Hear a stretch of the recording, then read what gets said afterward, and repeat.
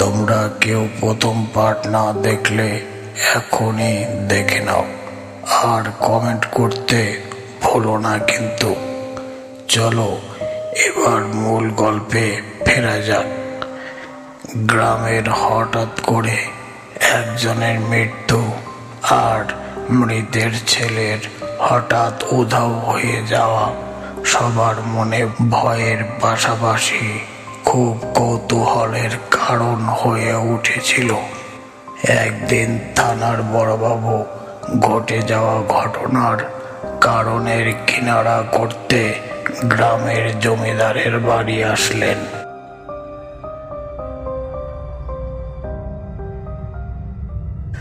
জমিদার বাবু, আপনার গ্রামের কি কাউকে সন্দেহ হয় নাকি?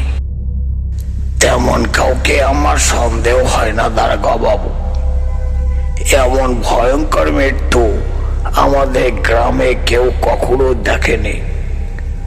আপনি থানার বড় দারোগা, আশা করি মৃত্যুর পিছনের কি কারণ এটা খুব শীঘ্রই সবার কাছে পরিষ্কার হবে।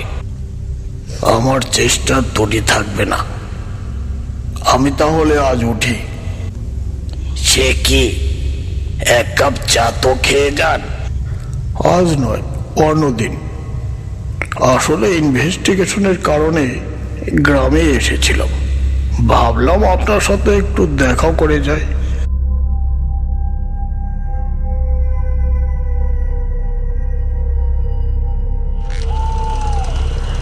থানার দারোগা জমিদারের সাথে দেখা করে থানার দিকে রওনা দিল। রাস্তায় যাচ্ছিল আর মনে মনে ভাবছিল, খুব জটিল একটা ঘটনা এটা। এই ঘটনার কোনো সূত্র খুঁজে পাওয়া যাচ্ছে না।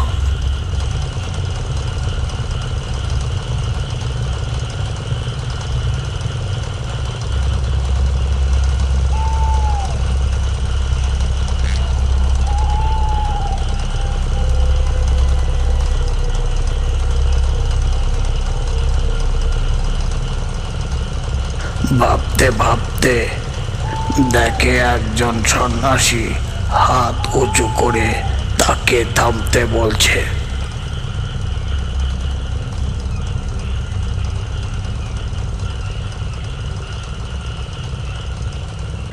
দারোগা তার সামনে বাইকটি দাঁড় করালো। সে দেখলো তার চোখ দুটো যেন এক অজানা ভয়ে ভীত হয়ে আছে। সে মনে হয় কিছু বলতে চায়। আপনি ঠিক আছেন তো? আমার মনে হয় আপনি আমাকে কিছু বলতে চাইছেন। দারোগা বাবু, পৃথিবীতে এমন কিছু ঘটনা ঘটে যায় যার কোনো সূত্র থাকে না, সূত্র পাওয়াও যায় না। আপনি কাকে অ্যারেস্ট করতে চাইছেন যাকে দেখা যায় কিন্তু ছোঁয়া যায় না? প্রাণে বাঁচতে চাইলে এখান থেকে চলে যান। সামনে আমি আপনার ভীষণ বিপদ দেখতে পাচ্ছি। আপনি চলে যান। ভুলেও ওই নদীর পাড়ে ওই কালা পাথরের কাছে যাবেন না। আমি আপনার বিপদ দেখতে পাচ্ছি। নরপিশাচ এই গ্রামটাকে ভালো থাকতে দিবে না। সন্ন্যাসীর কথা শুনে দারোগা অবাক চোখে তার দিকে তাকিয়ে রইল। আকাশ হঠাৎ মেঘলা হয়ে এলো। মাঝে মাঝে আকাশে বিদ্যুতের ঝলকানি আর মেঘের ডাক শোনা যাচ্ছিল। দারোগা দেরি না করে বাইক নিয়ে থানার দিকে রওনা দিল।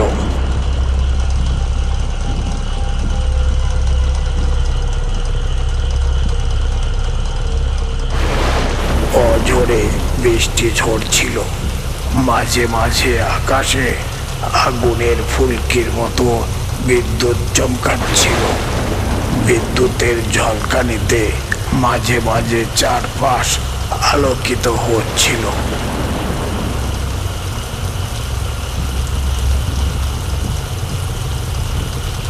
আর সেই আলোতেই দূরে কিছু একটা চোখে পড়ছিল দারোগার।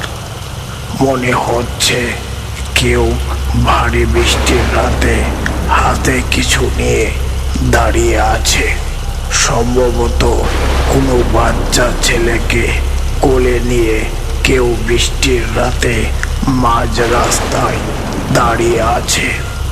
সামনে বাইক থামাতেই যা দেখলো তাতে দারোগার গায়ের লোম দাঁড়িয়ে গেল। ভয়ে যেন গা শিউরে উঠল তার। মৃত সেই বাবা তার নিরুদ্দেশ হয়ে যাওয়া ছেলেকে নিয়ে দাঁড়িয়ে আছে। দারোগার কণ্ঠ যেন রোদ হয়ে আসছিল, গলা শুকিয়ে যেন কাঠ হয়ে গেল। কিছু বলবে, কিন্তু গলার স্বর যেন আড়ষ্ট হয়ে গেল।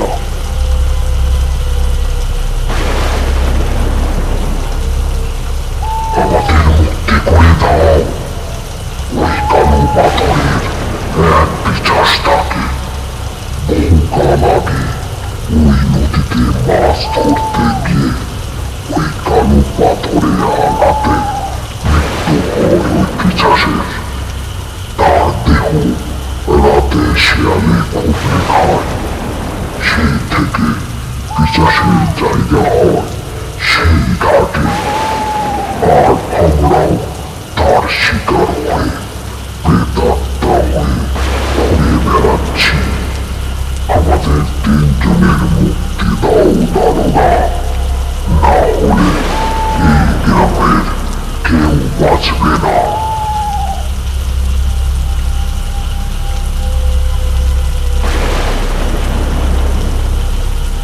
কথা বলতে বলতে ধোঁয়ার মতো অদৃশ্য হয়ে যায় তারা। দারোগা বুঝতে পারল এই আত্মার মুক্তি না দিলে এমন ঘটনা ঘটতেই থাকবে। কাল সকাল হলেই গ্রামবাসীদের বলে তাদের মুক্তির জন্য ক্রিয়াকর্ম করতে হবে। এদিক ওদিক না তাকিয়ে দারোগা বাইক নিয়ে ছুটে চলল সামনের দিকে।